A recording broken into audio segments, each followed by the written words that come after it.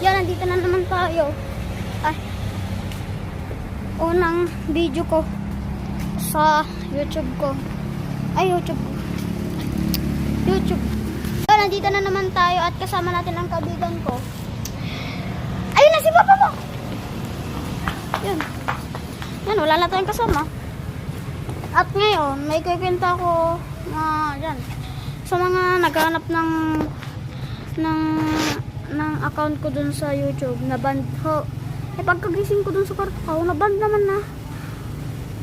Yan. Sayang ang 140 subscribe. At ngayon, may bago tayong account. Sana hindi na tumaband. Okay? Ipagpatuloy pa rin natin pag-vlog. Pero, nandito pa rin yung mga gawa nating motor at dun sa mga pinapakita kong vlog. Okay, hanggang dito.